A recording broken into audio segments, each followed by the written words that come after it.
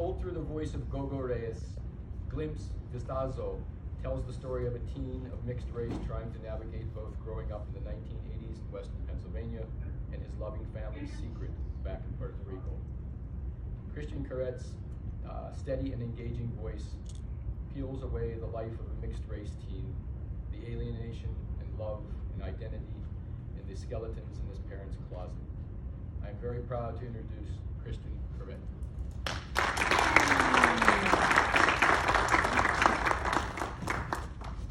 job, man.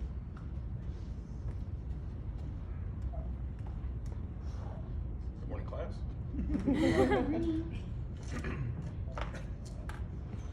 My name is Christian Coret. My work, Glimpse o Vistazo en Español, starts off with my character, George Gogo Reyes, going to Puerto Rico to bury the remains of his father and to exhume the part of him he never got to know. It begins on a beach where he thinks about his family, meets an old man and his dog, and has a flashback of the bygone and lawless era of 1980s Western PA coal country, where most of the story takes place. You cannot see the sun rise or set over the water on Luquillo Beach.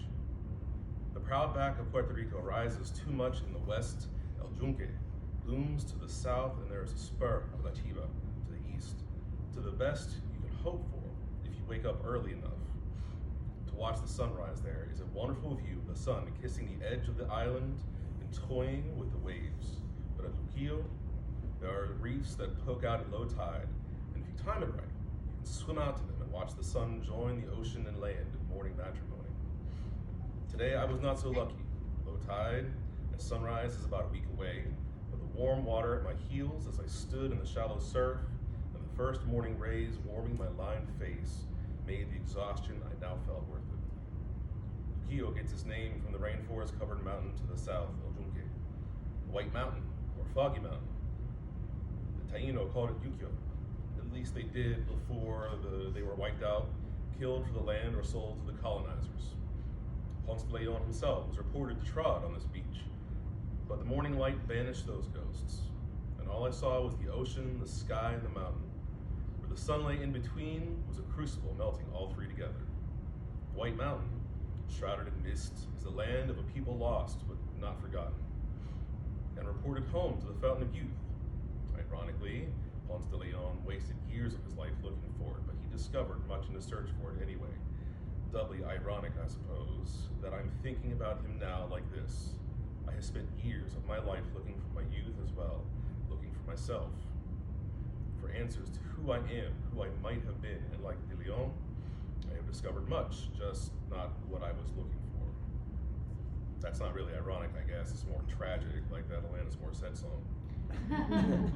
The sun had divorced itself from the land and moved on like a jilted lover, now pursuing the clouds by the time I decided to turn around and walk away from the surf that was finally receding.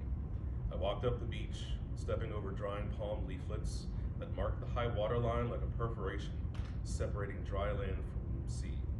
At the base of one of the lifeguard towers, my sandals and travel bag lay on the ground.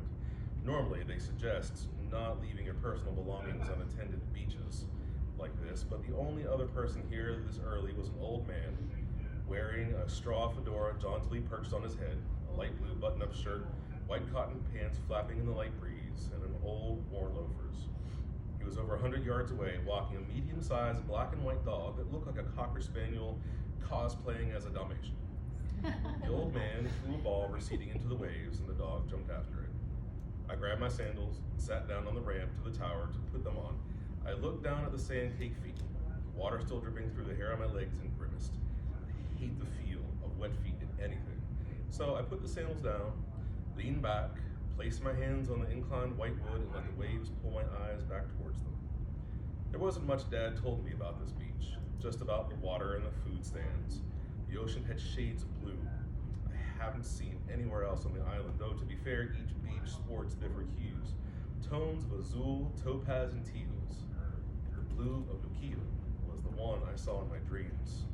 And in those dreams, there was also the smell of mofongo, alpacuria, and pernil.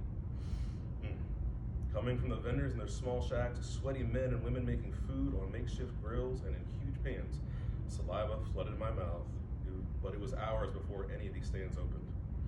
I leaned forward and reached into my pocket for my phone. I wanted to find a decent cafe where I could get some breakfast and some really strong coffee, but without the Colmate jam. That was something I never got the taste for. A sweet cafe that looked like tea. I liked it strong and dark, a little sugar to cut the bitterness, the way that my mom drank it, like a real American. She used to say that she liked her coffee the way she liked her men, and then winked at Dad. I would pretend to gag like any embarrassed son would by his mother, but it always made me smile.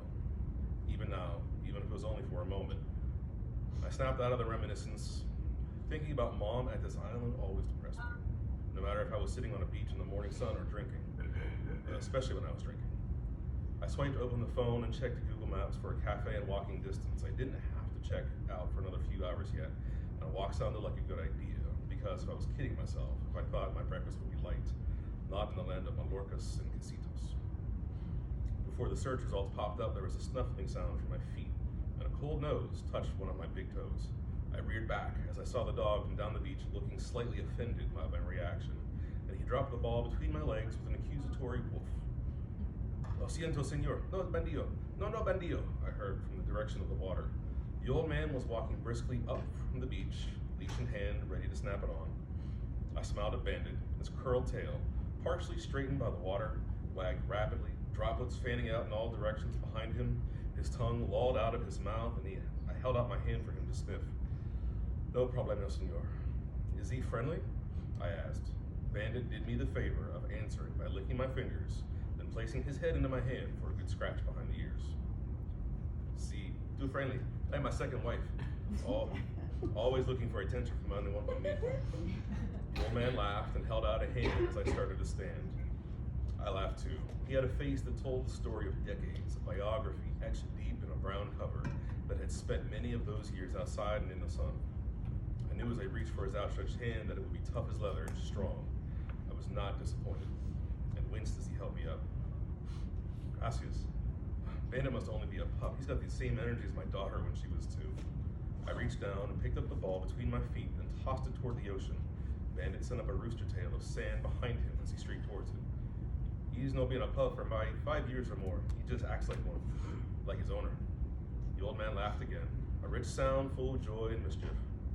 Bandit was already running back at us, that wide, goofy grin that only dogs can manage, that make them look simultaneously stupid and like the happiest creatures on the planet. Perhaps to be that happy, you'd have to be blissfully dumb. I wished for that simple joy with all my heart, along with the ability to stay on this beach for hours to play instead of going to the hotel on my way back to reality. Disculpe, but could you tell me where I might get a good Mallorca around here? I haven't had one for years, and I'm starving. Sure, but most places no open for another hour or so, amigo. There's only one that opens, and they might not have Mallorca, but it has the best food in Loquillo. Cafeteria de Diferencia. It's a yellow building right on Calle Diego Zelunda, right a little off the beach. You'll smell it before you see it, and you feel the chickens in the back before you smell the food. Sounds perfect, I said. Bandit wolfed around his ratty and sodden tennis ball, then dropped it at my feet again. I bent to pick it up and stopped. The old man's shoes were worn loafers, held together with a bit of tape. And suddenly, the smell of azaleas filled my nose as adrenaline pumped into my veins. My testicles tried to crawl into my abdomen. I stood up quickly and took a step back. I was breathing hard, and the look on my face must have been a doozy because the old man's eyes opened wide and his hands came up in a hold on gesture. Bandit's smile disappeared instantaneously, and the hackles on his back came up a bit as his tail and head lowered. Oh, I said weakly, as the world swam for a moment. Siento, tío. I just got dizzy for a moment. I reached back and gripped onto the railing of the lifeguard tower. Are you okay? The old man's eyes looked both concerned and cautious. At the same time, Bandit, who must have been reacting to his owner, whined a bit, then picked his head up as his hackles went back down, and came forward to lick my other hand. I gave his head an amiable rub and looked back up at the owner. I'm fine. I just overdid it last night. Someone poured me a drink from a coconut that was on the ground, and the rest of the night seemed to get away from me. Oh, you are definitely not around from here. He said, a type of coquito some of the old families make. Too much and you lose a day or two, amigo. He laughed, that rich laugh again, and while I just smiled and kept petting Bandit, I looked back at his shoes. The name of Billy echoed in my head. was an old memory that was buried deep, one that struck a nerve, but it wouldn't come out. It was like hitting a rock with a shovel. And when I went to pull it out, it wouldn't move.